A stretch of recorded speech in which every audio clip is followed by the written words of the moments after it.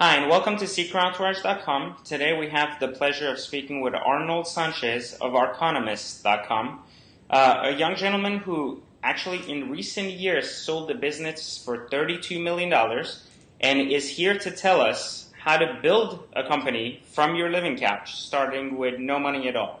So first off, thank you for being on with us, Arnold. We appreciate you taking the time. So tell me a little bit about this before we even kind of get into Archinomist and what that's all about. You created a business and in 2 years sold it for $32 million, started from scratch from your living room couch. So we want to know what's the story there, because those are not typical stories you hear every day. Oh, my pleasure. Basically myself and one other individual, two people from our couches, basically built the business that in 2 years we got an exit. Really, it was getting down to the power of the internet. So many individuals out there are trying to go out and build a brand by leasing office space, getting 5, 6 team members involved, myself included. I had a failure prior to this business where I went out, I got office space, I hired, a team of 5, 6, 7 individuals. The overhead was just tremendous. What my business partner and I were able to realize is that you could build a good-looking website. You can build some of the tools into that, like an applicant tracking system and CRM already built into the site. And then with the power of social media, LinkedIn and Twitter, and believe it or not, Facebook, you can go out and specifically in staffing, you can have the same equivalent of a 50 or 60 recruiting team in a building with just 1 or 2 individuals. So that's exactly what we were able to do. We went out and 2 of us, my partner basically took care of the technology, I took care of the sales. So one individual, just myself, 8 or 9 hours a day, I did the amount of work that maybe 30, 40, or 50 recruiters would. LinkedIn, the groups, just the biggest secret for entrepreneurs out there. Getting out there, that's immediate leads that you can build, you can generate. And even from staffing, when you're looking for passive seeking candidates, well, that's the easiest thing to do. You can go out there, you can network, just a quick sentence to say, hey, how are you? How you doing? Most often what they do is they'll look at your title and say, oh, this guy's a recruiter. Let me just keep a recruiter in my LinkedIn group. And they'll end up reaching out to you. And that's exactly what we did. So let me understand this. You were in the staffing business, so you pretty much gave people the staff they needed when it came to GSA or tech type individuals, correct?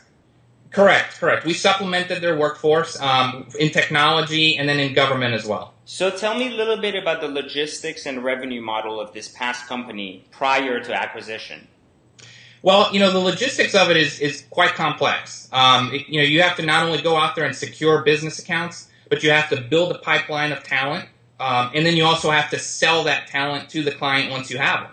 So for me, the funnel was LinkedIn. With LinkedIn, I was able to create both my sales funnel and my product funnel, which was individuals, which was a human being being sold or being presented to that company. So, basically we would go out, we would solicit business on LinkedIn, we would get an account, turn around and use LinkedIn again to look for the talent. So it was just a win-win-win scenario between candidate, client, and our company. Go ahead. No, I was going to ask, so technically, let's say you got a business account, right, with a company that needed you to staff, let's say 3 employees. You went ahead and found those specific 3 employees. What kind of profit margin would there be when you sold the employee? Would it be on a contract basis? Was it like you made $10,000 net on each person? How does that work for those that don't know? No, that's a great question. And in recruiting, there's 2 ways to make your money, in temporary and in direct placements. Direct placements in our industry, which was technology, we were able to make anywhere from 30 to 35% gross profit on each individual position or each individual requisition that we would receive. On the temp side, it was a little bit different. If there's exclusivity involved, obviously we would give our clients a little bit of a break. But on average, you'd make anywhere from 12 to 15% margins on those positions. Okay, so what kind of revenue were you at prior to acquisition, and how did you get to that term? Prior to acquisition, we were actually billing out over $2 million a year, and that was our monthly. I'm sorry, monthly was $2 million in billings. I'm sorry. That's a lot. So how do you get to that number? I mean, I know a lot of people say social media, but that's very broad to say, right? Like, how do you actually have a strategy to go from a guy on your living room couch, which nobody knows about, right? You didn't Right. have a big name backing you, Right. to getting people convinced enough to get up to $2 million a month? It was all about talent. And for us, our goal was to build a pipeline of talent, especially when you talk about staffing. Out there, the reason why we stumbled upon this business is this. You go out there and you recruit an agency to come in, and I'm not going to mention their names, but I think all of us know who's out there right now in the industry. You're going to wait a good 14 to 15 days just to get a candidate presented to you. The way we made our name was we went out and we solicited talent or built our pipelines before we even reached the company. So, for instance, let's talk retail because it's simple and I think everybody understands it. So you go to a Walmart.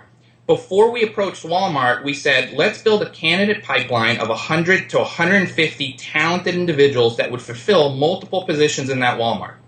We would then approach Walmart and say, Walmart, we know that you're looking for, managers or produce clerks or, cashiers, whatever the positions may be. We have 10 to 12 solid people that we've tested already, we've background checked. We know these guys are going to be productive for you and your company. So once we signed the contract, you didn't have to wait 14, 15, 16, or 3 weeks to get that candidate.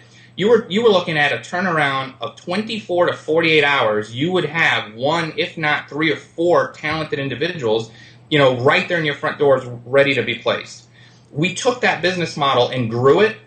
Once we started to hit 100, 200,000 a week in billable hours, then we went to the GSA model. The GSA model was completely different. Once the business goes from your civilians to the GSA model, that's when you're looking at multi-million dollars, and we were able to build a $2 million monthly profit. Basically that's getting, but again, it's behind the computer. You as long as you can write a good RFP model, which is basically a proposal to get business, that's all you need. You go out there to the federal website, it tells you all the positions that are listed, open for biddings. You go out, you write your RFP proposal, you submit it, and then you get the business that way. So now it even took away the whole necessity for LinkedIn to secure business. LinkedIn now at that point turned into a funnel of let's keep producing passive candidates, especially in the DC, Virginia, Maryland, that little beltway of companies. We were even staffing overseas. We never set foot in Asia, yet we had business accounts in Asia. We had, individuals that we would hire in Germany and send over to, to Afghanistan or even Iraq. And it was a power of something like what we're doing with Skype or LinkedIn or Facebook. We were able to get that talent. And was the GSA model equally successful with the same kind of urgency model of 24 to 40 hours worth of staffing? No, the GSA is a little bit different. Okay. What differentiated your brand, or I guess your offer to the government ultimately, from what other people were doing? I'm sorry, can you repeat that? Or the video got frozen. Yeah. So if you think about like your model earlier for the retail industry, it was clear that obviously having a talent pool ahead of time was what gave you your edge, right? Right. Okay, so in the GSA model, what was it that gave you your edge at Brentwood Shire and allowed you to kind of win those contracts over? Perfect. Once we went to GSA, now the positions were a little bit different. You had to get top secret clearance or TSI, poly, and even the polygraphs were very different if you were dealing with CIA, FBI, or even NSA. So for us, it was a matter of getting those individuals out there first and foremost prior to bidding for these positions. The Walmart example was very similar. The only difference was that the GSA model, on the back end of it, when you got paid by the government, was different than if you would just an individual company, in your backyard. But from the talent standpoint or the service standpoint, it was very, very similar. What we wanted to do was create a niche within that GSA field.